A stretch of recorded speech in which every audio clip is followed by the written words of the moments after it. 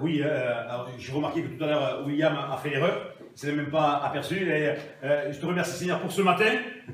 Et oui, parce qu'on a l'habitude. Hein. Moi, pareil, j'allais dire, voilà, ce matin, j'aimerais vous dire que... Non, c'est ce soir, voilà, il faut s'habituer. Ce soir, j'aimerais partager avec vous sur un thème tellement important, qui a de la valeur pour un chrétien régénéré, pour quelqu'un qui a reçu Christ dans sa vie, c'est tellement important. J'aimerais vous parler de la présence de Dieu. Amen. Alléluia. Cette présence qui ne laisse pas insensible. Cette présence, une fois qu'on y a goûté, on y aspire. Parce qu'en fait, c'est ce que nos cœurs ont besoin et nos âmes. En fait, nous savons que finalement, l'homme naît avec un vide dans son cœur, et un philosophe un jour a dit que finalement, ce vide était en forme de Dieu. Ce qui sous-entend que tant qu'on ne trouve pas Dieu, il nous manque quelque chose. Et combien c'est bien vrai, hein? Et quand on goûte à cette présence de Dieu, on se dit, oh Seigneur, c'est tellement bon. Et la première des choses, alors je ne sais pas vous, hein, qui avez fait cette expérience, moi en premier lieu, le premier réflexe c'est, Seigneur, je ne suis pas digne de cette présence. Seigneur, mais qui peut tenir devant toi? Qui peut s'approcher de toi? Un Dieu si grand. D'autres l'ont dit avant moi, hein, ces choses-là. Mais c'est tellement réel quand on le réalise. Alors, j'aimerais vous parler de la présence de Dieu pour pas qu'on oublie. Parce qu'en fait, c'est le propre du cœur de l'homme d'oublier certaines choses. Le Seigneur nous bénit, et puis quelques temps plus tard, on est tellement habitué qu'on fait des choses mécaniquement et on oublie ce que le Seigneur est, ce qu'il fait et sa présence au milieu de nous. En introduction, j'aimerais vous lire un verset qui se trouve dans le livre d'Ésaïe, chapitre 57 et le verset 15. Ésaïe 57, verset 15.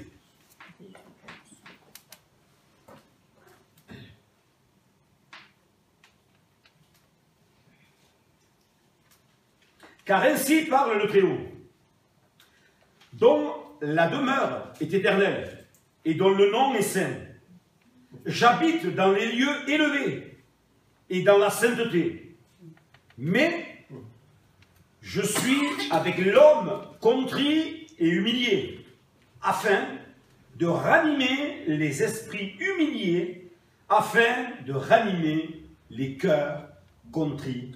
Alléluia, que Dieu soit béni. Ici, c'est le Seigneur qui parle et qui nous dit qu'en fait, il habite dans un endroit, dans des demeures éternelles et dont le nom est saint. Dans la présence de Dieu, personne ne peut tenir.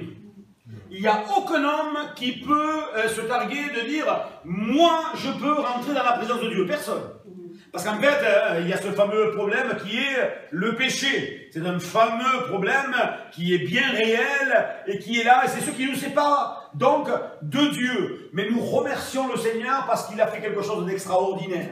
Comme on ne pouvait pas se changer nous-mêmes, on ne pouvait pas se sauver nous-mêmes, il a pourvu.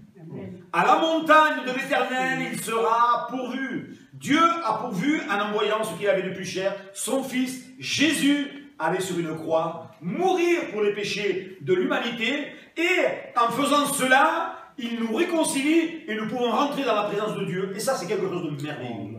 Quand on le souhaite, moi je ne sais pas, hein, mais je me dis, mais Seigneur, toi qui as créé les étoiles dans le ciel, tu as créé le soleil, tu as créé la terre et tout ce qu'elle contient. Donc tu m'as créé, tu es le créateur de toutes choses. Je peux m'approcher de toi et je peux parler avec toi. Oh, c'est tellement merveilleux. Et pourtant, on s'aperçoit que plusieurs ne réalisent pas ces choses-là. Et le but de ce partage, ce n'est pas de taper sur la tête des chrétiens ou de nous tous qui sommes là, ce n'est pas le but.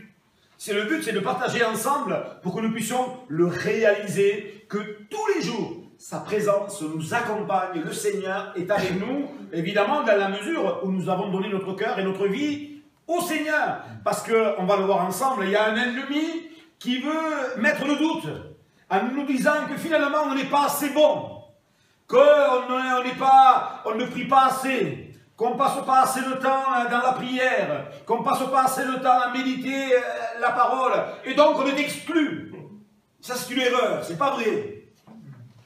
C'est pas parce que vous avez passé 24 heures, si ça peut exister, toute une journée sans dormir, en lisant la Bible et en priant, que vous serez davantage saint, vous serez davantage agréable à Dieu. D'ailleurs, il n'y a personne qui peut être agréable devant Dieu. Non. Personne.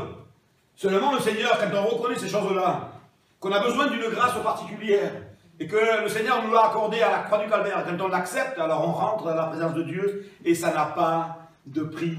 Amen. Et tous les matins, je suis tellement émerveillé de dire, Seigneur, tu habites dans les lieux élevés, je m'approche de toi, je te parle, je parle à Dieu. C'est la prière, tout simplement. Souvent, on bloque avec la prière. Remarquez-le. On a des difficultés avec la prière parce qu'on a une fâcheuse tendance, c'est de nous comparer avec quelqu'un d'autre.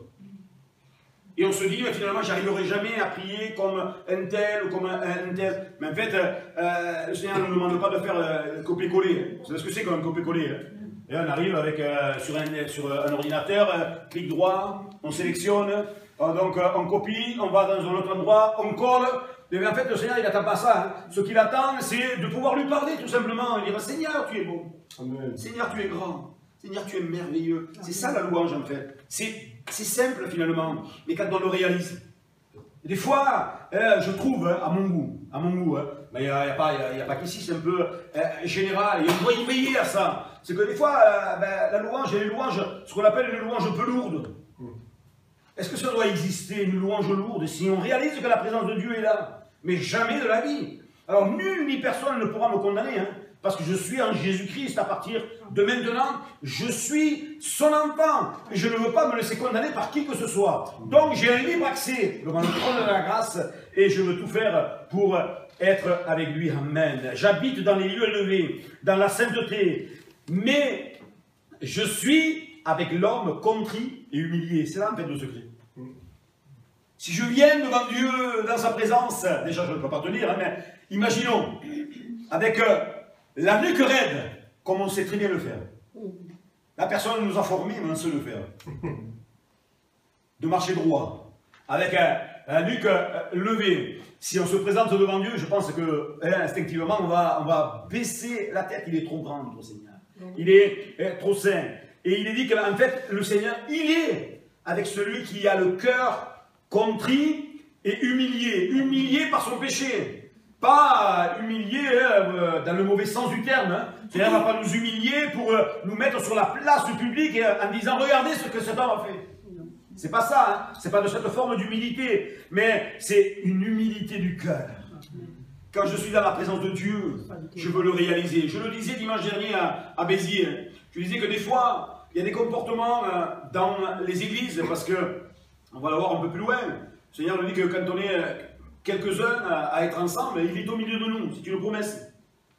Mais des fois, alors qu'il y a la présence de Dieu, on se permet des fois certaines attitudes. Je disais ça dimanche dernier, et c'est fort regrettable. On doit le réaliser. On doit réaliser que quand on est là, quand l'église est en prière, quand il y a la parole qui est apportée, quand il y a la louange, et quand on chante pour le Seigneur est là. Et il faut qu'il y ait une forme de respect pour le grand Dieu de l'univers. Amen. Un esprit donc contrit et humilié. Et il est dit qu'afin de ranimer, il va ranimer les esprits humiliés, afin de ranimer les cœurs contrits. Alléluia, que nous soyons tous des hommes et des femmes réanimés. Nous sommes passés par la salle de réanimation. Eh oui, il nous a ranimés parce qu'on était morts. Hein. Eh oui. En fait, il nous a fait l'image que personne ne soit choqué. En fait, c'est juste pour donner l'image. Il nous a fait du bouche à bouche. Et il nous a donné son souffle de vie. Et quand il y a le souffle de vie dans la vie de quelqu'un, ça se voit. Vous l'avez vu, hein, comme moi. Bon, je ne vais pas dire la suite, parce qu'il y en a qui ont déjà anticipé sur la suite, parce que souvent quand je dis ça, en fait, la suite, c'est... Et quand voilà, il n'y a pas la présence de Dieu, ça se voit aussi, évidemment. Alors, la présence de Dieu, on va voir ensemble ce qu'elle est. Quelle est la présence de Dieu? c'est quoi? Et puis on va essayer de répondre à plusieurs questions. La présence de Dieu, déjà, elle signifie qui il est. C'est pas il sera, il a peut-être été. En fait, quand il se présente à Moïse, vous vous rappelez, hein, buisson ardent, donc on en a présenté un peu cet après-midi, de buisson. Et en fait, il y a eu ce phénomène quand Moïse était là en train de faire paître le troupeau de son beau-père, qui n'était même pas à lui. Et tout ça pour vous dire qu'il était dans un moment, alors pour vous parler familièrement, il était en galère. Il avait quitté l'Égypte, il était promis un bel avenir. Il a renoncé à ces choses-là, puis il se retrouve dans un désert, en train de garder donc un troupeau qui n'est même pas à lui, il n'a plus rien. Alors imaginez cet homme avec dans son cœur, dans ce désert, un troupeau qui n'est pas à lui. Et puis au loin, il va voir un buisson. Et ce buisson va attirer son attention, il va se détourner pour aller voir. Puis là, il va faire cette rencontre. Moi, quand je lis ce passage, je dis Seigneur, oh Seigneur, c'est tellement beau. Et puis il y a un dialogue qui s'installe là entre Moïse et Dieu. Et puis donc Dieu va lui dire bon voilà, je t'ai choisi pour être le libérateur, pour aller libérer le peuple. Et comme tout homme qui est conscient et qui est donc alerte face à la situation, ben, il se dit ben non Seigneur, je ne veux pas y aller. Ben oui, c'est ce qu'il a dit en fait. Il dit non, non Seigneur, je ne veux pas y aller. Alors il a invoqué toutes sortes d'excuses. J'ai des problèmes de langage. C'était vrai, hein. Il devait bégayer. Hein. Alors il essayait de voir un libérateur. Essayons d'imaginer qu'il se pose là, il est le Seigneur. Oh, voilà, c'était peut-être un peu compliqué, pour lui assez déstabilisant. Et peut-être que quand il a reçu cet appel, il a dû se dire mais quand je vais me retrouver devant ce peuple, mais c'est impossible, j'ai la langue embarrassée. Donc, je ne veux pas y aller. Donc là, il y a un discours, et puis bon, à un moment donné, il capitule. Parce que devant le Seigneur, je ne sais pas si on peut résister longtemps. Hein. D'ailleurs, on l'a entendu tout à l'heure. À travers du don spirituel, je veux ton cœur tout entier. Pas une partie. Seigneur veut nos cœurs, il veut nos vies tout entières.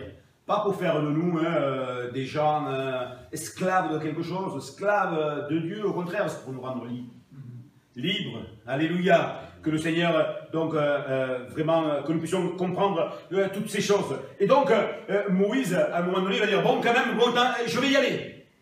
Je vais y aller, le Seigneur va dire, je vais te donner des aides, quelqu'un qui va venir, ton frère, tout ça, bon, il va venir avec toi, bon.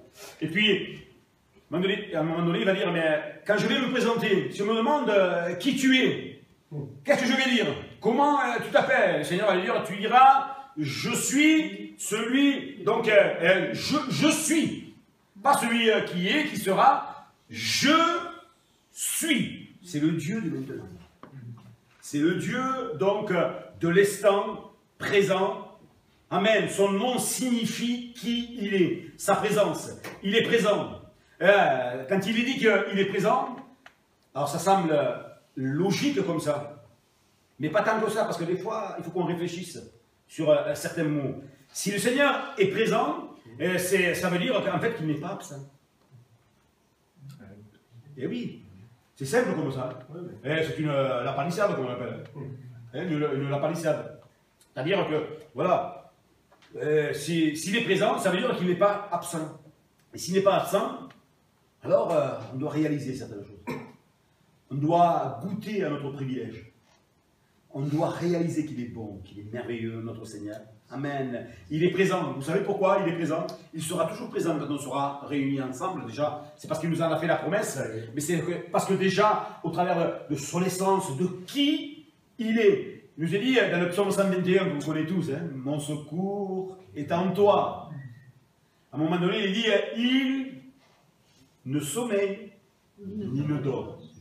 Alors moi, personnellement, j'ai besoin de dormir, de sommeiller, de me reposer. Alors, quand on parle de sommeiller, alors c'est terrible hein, pour les prédicateurs. Quand voilà, on apporte la parole et puis quand on sent que tes yeux se rétrécissent de plus en plus, jusqu'à rentrer dans une profonde méditation. Hein? Vous comprenez ce que je veux dire, hein? Je dis, en fait, est-ce que c'est moi? Est-ce que c'est... Bon, voilà. Après, j'avoue que des fois, ça peut arriver. Hein? Fatigué, voilà, on a passé une mauvaise nuit, entendre quelqu'un parler, bon, voilà, ça, on aurait tendance à somnoler. Mais Dieu n'est pas comme ça. Il ne sommeille ni ne dort. Nous, on en a besoin, lui, pas du tout. Il répond présent quand il y a un besoin. Alléluia. Et c'est pour cela qu'on peut l'appeler le jour, la nuit, il est présent et on peut le réaliser. Ésaïe 58, verset 9. Alors, bon, les versets auparavant, ils sont formidables aussi, hein, mais regardez. C'est par rapport aux jeunes véritables, le jeûne et la prière, hein. Jeûner, se passer d'aliments. Il dit, bon voilà, quand tu feras toutes ces choses-là, alors tu appelleras et l'Éternel répondra. Tu crieras et il dira, me voici. Si tu éloignes du milieu de toi le joug, les gestes menaçants et les discours injurieux, donc, voilà, ce que le Seigneur fait. Ça c'est une promesse qui ne nous laisse pas insensibles. Mais regardez encore une fois que la promesse, elle est conditionnelle. Elle est conditionnelle. Alors, tu appelleras, et l'Éternel répondra, tu crieras. D'abord, il y a une responsabilité qui nous incombe. C'est d'appeler Dieu. Amen. Mais si on l'appelle, c'est parce qu'on le connaît. On le connaît. On a une relation avec lui. Moi, je m'aperçois... Maintenant, avec un peu l'expérience, hein, on va dire, voilà, hein, plus j'avance dans le temps, puis je m'aperçois que finalement, des personnes qui, quand ils ont un souci de santé, financier ou autre, appellent spontanément Dieu. Il n'y a pas de difficulté. Là, il n'y a pas besoin que le chantre soit en train de dire, allez, il faut louer Dieu, il faut le prier. Là, c'est instinctivement parce qu'il y a un besoin qui est urgent. Je vais vous raconter quelque chose un jour qui m'est arrivé, petite histoire. Un jour, j'étais dans une ville, et puis à un moment donné, j'étais à côté de quelqu'un, et en fait, j'ai vu que cette personne, elle allait traverser la rue, et on entendait qu'il y avait un véhicule qui allait passer. Et au dernier moment, je sais pas, elle est revenue comme en arrière, et le véhicule est passé. Pouf. Vous savez quel a été son cri? Seigneur! Je ne suis pas certain, hein, je ne sais pas, après on ne sait pas, hein, mais je ne suis pas certain qu'elle connaissait Dieu. Mais instinctivement, et ça m'a fait réfléchir. Je me suis dit, quand il y a un besoin urgent, il y a cet esprit, hein, on va dire, bon, je ne sais pas, qui n'est pas de mégarde, mais instinctif. Dans nos cœurs. Seigneur, j'ai besoin de toi. Ici, il dit, tu appelleras. Et si tu appelles, ben, l'Éternel, il te répondra. Est-ce que vous connaissez, sûrement que vous connaissez, un ami, quelqu'un, une connaissance, quand vous l'appelez, il ne répond jamais. Ça vous arrive ça? Moi j'en ai un, hein. Je peux vous donner des noms. Je peux vous donner des noms, il n'y a pas de souci. Mais bon, on le fera après parce qu'il y a la caméra. Il ne faut pas qu'ils se reconnaissent. Mais en fait, souvent quand je l'appelle, je le sais. Je me dis, tiens, je vais l'appeler pour l'avoir ce soir. Alors des fois, après, on est un peu... on essaye d'employer des tactiques ou des techniques. Et voilà, je vais lui laisser un message, mais bon, je sais qu'il ne me répondra pas. Et des fois, c'est arrivé qu'il me réponde au premier coup. Alors on l'a surpris. On ne sait plus, on est même déstabilisé, on ne sait plus quoi dire. Il dit, mais pourquoi j'appelais déjà? On est déstabilisé. Mais en fait, voilà, c'est pas comme certains amis ou certaines connaissances qu'on a, que quand on appelle, ils ne sont jamais là. Mais le Seigneur nous dit, si tu appelles, l'Éternel répondra. Alléluia. Alors il ne répondra pas, ce n'est pas une formule magique pour en fait demander tout ce qui nous passe par la tête, parce qu'il y a des choses, le Seigneur, ce qu'il veut, c'est le meilleur pour nous. Et nous, comme on ne sait pas de quoi demain sera fait, lui, le Seigneur, il sait ce qui est bon pour nos âmes. Et donc, évidemment, il sait aussi ce qui n'est pas bon pour nos âmes. Moi, je dis aujourd'hui, je n'ai pas peur de le dire. Merci Seigneur, parce que au début de ma conversion, il n'a pas écouté mes prières. Certaines prières. Parce qu'elles étaient déraisonnables. Elles n'étaient pas bonnes, en fait. C'est avec le temps qu'on le découvre. Mais sur le coup, il y a comme une certaine frustration. Le Seigneur ne me répond pas. Qu'est-ce qui se passe? Une certaine forme de rébellion. Mais en fait, c'est pas ça. Hein. Le Seigneur, il sait ce dont on a besoin. Alors tu appelleras. Et l'Éternel te répondra. J'aimerais vous dire aussi que dans la présence de Dieu, en fait, il y a surtout une crainte. Et des fois, il y a une, comment dirais-je, un manque de force. Où on voit des personnes, des chrétiens, où le Seigneur leur promet une vie abondante. Qui se contentent d'avoir juste de quoi simplement se nourrir, survivre. Ils survivent. Moi je dis, mais c'est dommage quoi. C'est dommage, alors que nous avons un grand Dieu qui nous a promis une vie en abondance, l'abondance de son esprit, qu'il allait déverser sur nous. Il allait tellement déverser sur nous qu'on allait déborder. Puis on va se contenter de vivre des vies mornes, fades, sans saveur. Mais si on est fade, si on est sans saveur, hein, c'est un peu l'histoire du sel. On sait il ne reste plus que une seule chose à faire. Hein. À être jeté. Alors, que nous soyons animés par la présence de notre Seigneur. La présence du Seigneur est un réconfort. On a tous traversé des moments difficiles. On a tous traversé des moments où il nous semble que l'histoire des disciples dans cette fameuse barque, ben c'était nous.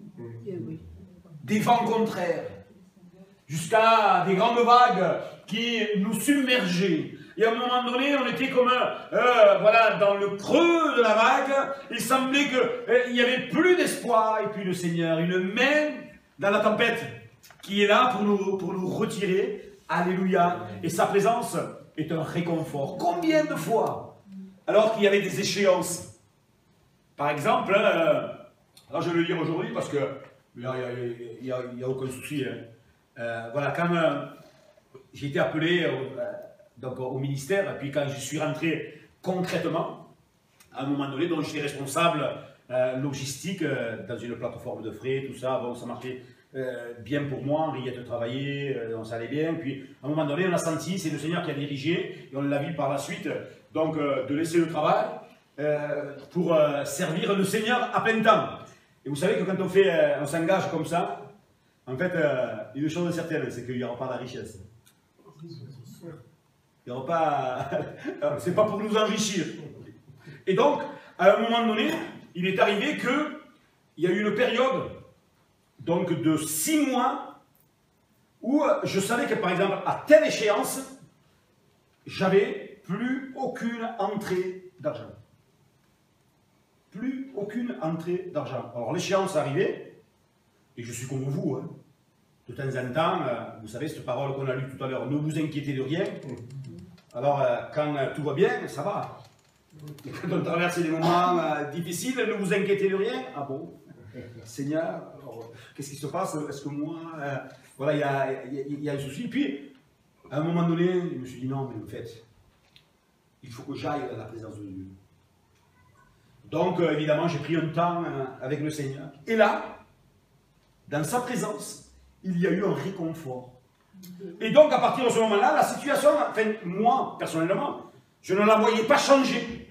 Il n'y avait aucun signe que la situation allait changer. Mais j'ai pris la parole de foi. J'ai dit, Seigneur, tu es venu, voilà, je t'ai prié, tu m'as réconforté. Donc, hein, pour vous donner cette image, je suis dans tes bras, je vais sourire. Ben, je te fais confiance, Seigneur. Merci. Je vous assure, hein, en 3 jours, problème réglé. Gloire à Dieu. 3 jours, clac, clac, clac, problème réglé. Et après, vous savez ce qu'on fait? Eh bien, glorifie le Seigneur. Alléluia. Je te remercie, mon Dieu, parce que, encore une fois, tu as été fidèle. N'oubliez jamais, avant de vous alarmer, quand il vous arrive quelque chose, une mauvaise nouvelle, quelque chose, allez dans la présence de Dieu. Trouvez le réconfort. Parce que finalement, on est entre nous, hein, donc début de soirée, on est entre nous. En fait, Si on va trouver un pasteur, si on va trouver un frère, une sœur, qu'est-ce qu'il va faire? Il va nous exhorter, il va nous conduire dans la présence de Dieu. Au lieu de perdre du temps, ben allons-nous directement dans la présence de Dieu. Et le problème il sera plus vite réglé, en fait. Ben c'est ça, hein. Parce que sa présence, amen, nous réconforte. Merci Seigneur pour son réconfort. Il révèle sa puissance. Il l'accorde et va même jusqu'à habiter dans le croyant. Amen. J'ai dit, Seigneur, quelle grâce. Jean 14, 23. Jésus lui répondit, si quelqu'un m'aime, il gardera ma parole. Et mon Père l'aimera. Ah, rien que ça. Ah, c'est merveilleux, oui. Regardez la suite. Alors le Père et le Fils disent, nous viendrons à lui. Tous les deux. Et nous ferons notre demeure chez lui. Le Seigneur nous dit que par son esprit, il allait habiter à nous. Je ne sais pas, mais moi je me dis, Seigneur, toi c'est grand, c'est merveilleux, tu viens faire ta demeure à moi. Amen. Et nous sommes le temple du Saint-Esprit, comme il est dit dans les Corinthiens. Nous sommes le temple du Saint-Esprit. D'ailleurs, il y a un petit cœur qui dit ça. Savez-vous que vous êtes le temple? Alors souvent on le chante ce chant, on dit « Savez-vous que vous êtes le temple ?» Et des fois, moi j'ai envie de dire à certains chrétiens « Et non, tu sais pas que tu es le temple, parce que si tu le savais, tu ferais pas cette tête. » Excusez-moi, mais tu es obligé de le dire. Tu es obligé de le dire, parce que eh oui, on n'est pas conscient en fait que la présence de Dieu, nous sommes le temple du Saint-Esprit, il habite en nous. Et si on s'empare de ses promesses, mais la promesse, elle est pour chacun d'entre nous. Donc, quelqu'un me rappelait qu'en fait, le Seigneur ne fait pas de favoritisme. Non. Mais le Seigneur, il nous aime, chacun d'entre nous. Alléluia. Et il nous veut dans sa présence, que son nom soit béni. Alors, il y a des questions qu'on peut se poser. Croyons-nous dans la présence de Dieu? Amen. Alors, il y a eu un amen, c'est William, un amen un peu à retardement, c'était Antoine, et les autres sont en gestation, ça commence à réfléchir. Normalement, j'aurai la réponse samedi prochain, si tout va bien. Il faut qu'on soit spontané, alléluia. Est-ce que vous croyez donc à la présence de Dieu? Ben oui, il est là, il est au milieu de nous, amen. J'aimerais vous poser une autre question. Connaissez-vous la présence de Dieu? Là, il y a eu un amen. Tranquille. Alléluia, moi je peux dire que je connais la présence de Dieu. Ah, Seigneur. Alléluia. La présence de Dieu, quand elle est là, quand elle vous touche en profondeur. Et j'aimerais aussi souligner quelque chose par rapport à la présence de Dieu, c'est que ça n'a rien à voir avec les émotions. Parce que nous, souvent, on a besoin de se sentir bien pour réaliser que la présence de Dieu est là. En fait, ça n'a rien à voir avec ça. C'est pas si je me sens bien ou pas, c'est en fait une question de foi. Seigneur, tu as dit que tu serais avec moi. Alors tu l'es, alléluia, au nom de Jésus, et donc je prends la foi, et je dis merci Seigneur, amen. Amen. Et puis une autre question que j'aimerais vous poser. Aimez-vous la présence de Dieu? Oui. Alléluia, là il y a eu un peu plus amen. Hein. Ouf. Bon, pour les autres, vous venez de tout à l'heure, on priera pour vous. Hein. Mais voilà. Nous, on aime la présence de Dieu. J'aime la présence de Dieu. Et donc, quand on est dans la présence de Dieu et qu'on aime cette présence de Dieu, ben, on se retrouve, ben, comme aujourd'hui, un samedi soir. On aurait pu faire des distractions. Hein. On aurait pu faire autre chose. Je sais pas, hein, avec les jeunes, tout à l'heure, on est passé, il y avait donc, la foire, les manèges, tout ça. Bon, à un moment donné, on a fait quelques pas, on a tourné à gauche. Hein. Bon, j'étais devant pour leur montrer le chemin, parce qu'en fait, ce que l'on recherche, ce que l'on veut, c'est être dans la présence de Dieu, tous ensemble. Alléluia, que son nom soit béni. La foi dans la présence de Dieu, parce qu'il faut de la foi. Et ça, c'est des fois, il y a certaines erreurs dans les attitudes. Trop souvent, on recherche donc à sentir ou à ressentir la présence de Dieu, plutôt qu'à croire qu'elle nous est assurée. La présence de Dieu, elle nous est assurée. Ce qui concerne la présence de Dieu, regardez ce verset que l'on connaît tous. Matthieu 6, 6. Facile à retenir. Matthieu 6, 6. Mais quand tu pries, entre dans ta chambre, ferme ta porte et prie ton Père, qui est là. Et c'est là où on aurait dû le souligner, le mettre vraiment pour qu'on puisse le voir. Et il est là. Et le Père qui est là dans le secret, et ton Père qui voit dans le secret, te le rendra. Mais le Père, déjà, il est là dans le lieu secret. Petite parenthèse, c'est quand même bizarre de dire à des gens qui vivaient dans des maisons où il n'y avait qu'une seule pièce, de dire rentre dans ta chambre. Ça avait une signification. En fait, ça voulait dire rentre dans un endroit secret. Va dans un endroit où tu ne seras pas dérangé. Rentre dans un endroit, pour nous, ça pourrait se traduire par quand tu veux rentrer dans la présence de Dieu. Prends ton portable, coupe-le déjà. Ferme ta porte. Ferme tout ce qui pourrait te distraire. Et prends du temps dans la présence de Dieu. Alors, ça n'a rien à voir avec le chronomètre. Bon, d'ailleurs, quand on est visité par le Seigneur, tout est relatif. Le temps ne compte plus. Tellement visité par le Seigneur, ça ne compte plus le temps, tellement... voilà. Mais faites-le. Et ça fera de nous des hommes et des femmes qui aiment sa présence, qui aiment se retrouver dans la présence de notre Seigneur. Et donc, comme je disais, ce qui me touche, au plus profond de mon cœur, c'est de savoir que Dieu m'attend dans mon endroit secret. Alors après, c'est libre à chacun de trouver du temps. Vous êtes comme moi, on se lève le matin. Et quand on se lève le matin, on court. On arrive le soir, on continue de courir. Et puis on arrive le soir, on est tellement fatigué d'avoir couru qu'on n'a plus le temps pour le Seigneur. On est tous pareils? Oui. Mais si on ne le prend pas, ce temps, si on ne le prend pas, ce temps, est-ce que vous pensez que nos vies vont aller de mieux en mieux? Est-ce que vous pensez qu'on va grandir, croître pour le Seigneur, être des exemples pour cette ville, la nation tout entière? Bien évidemment que non. Donc pour cela, il faut que je sois résolu. Il faut que dans mon cœur, je me dise, il y a des priorités. La priorité de la journée, en fait, c'est d'aller dans la présence de Dieu. Et ensuite, le reste, le Seigneur, vous allez voir qu'il va aplanir certaines choses. Alléluia. Et encore une fois, je le dis, parce que, en fait, ça n'a rien à voir avec passer 2 heures, 3 heures, 4 heures, 5 heures dans la présence de Dieu. On peut passer 5 bonnes minutes, 10 bonnes minutes dans la bonne présence de notre Seigneur. Et puis là, il y a des nouvelles forces qui viennent. Amen. Alléluia. On est prêt à aller donc dans la jungle qui nous entoure. Mais oui, parce qu'on vit dans un monde où on doit briller. Il y a une jungle qui est là. Alors, j'espère que pour vous, vous sautez de liane en liane dans cette jungle.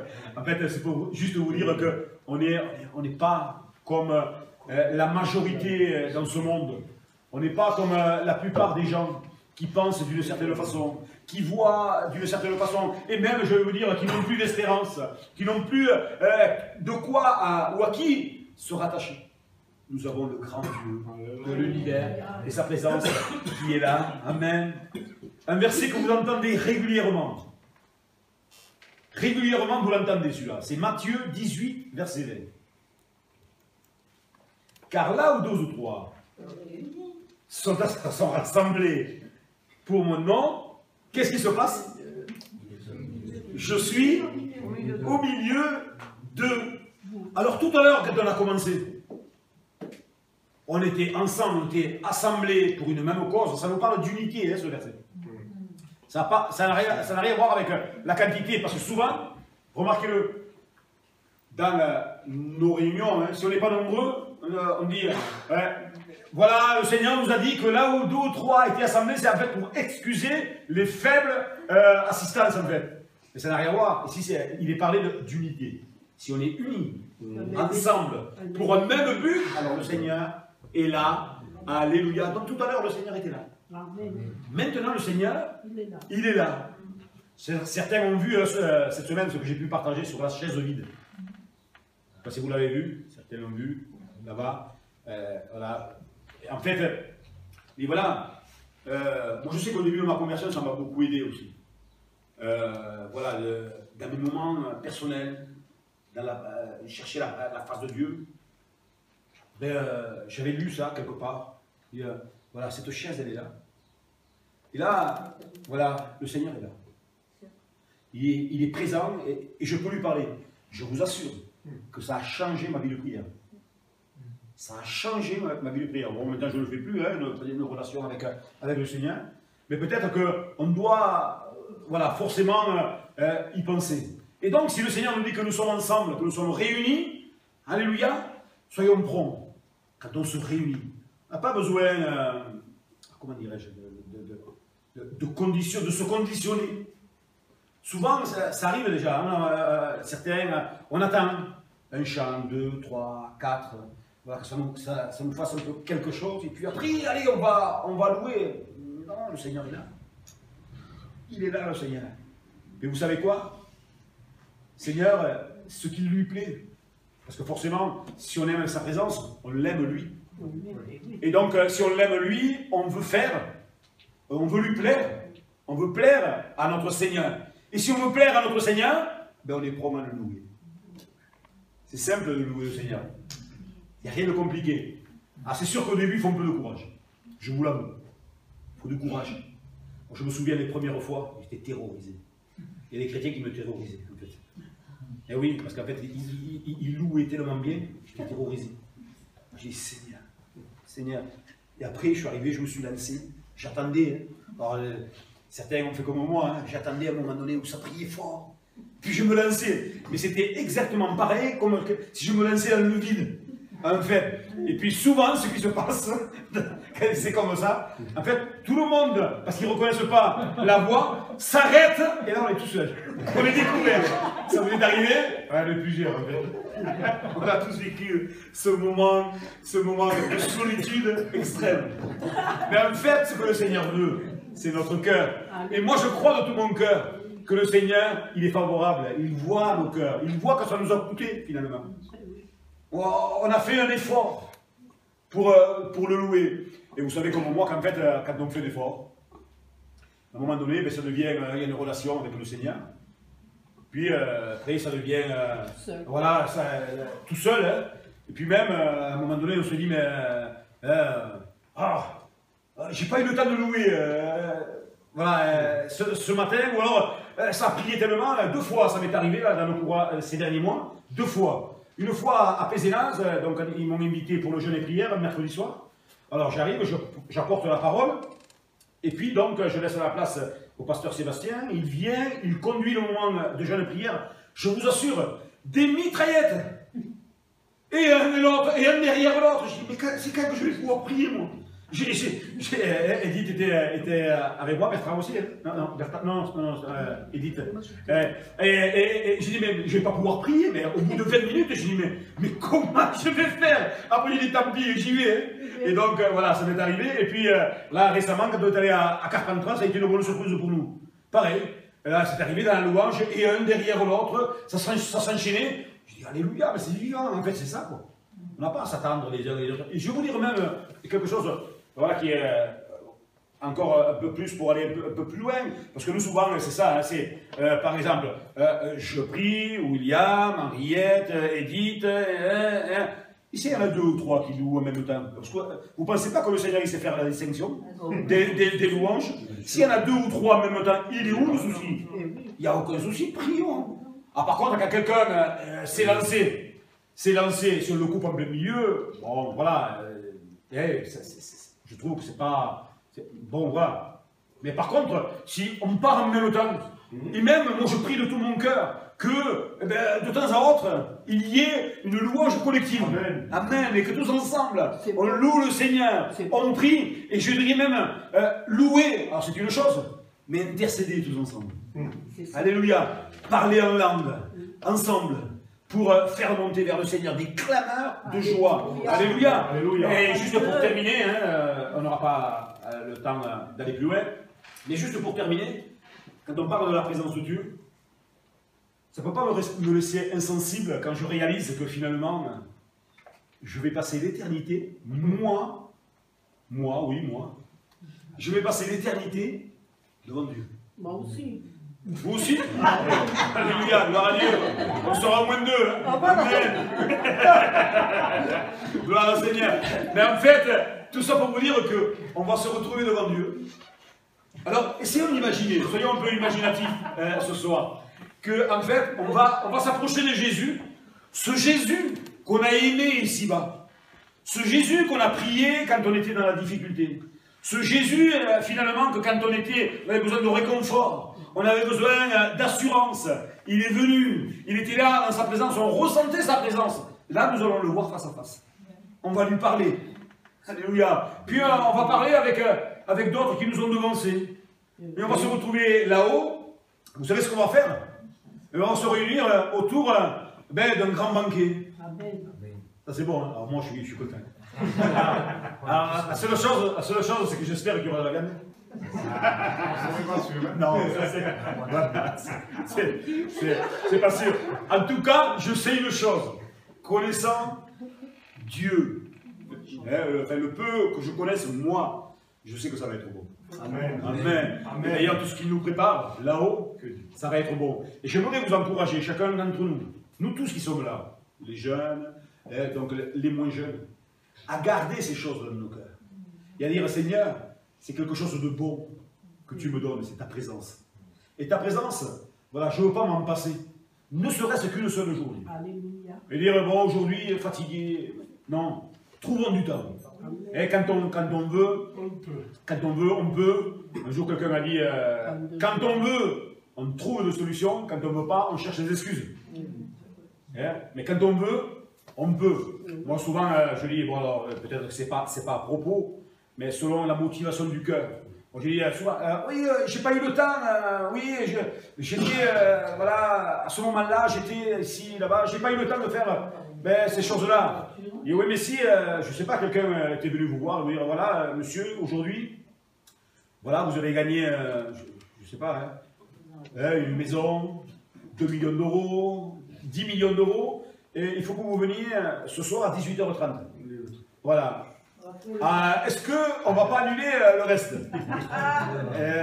Oui, ça c'est la question. Alors là, chacun doit répondre dans son cas.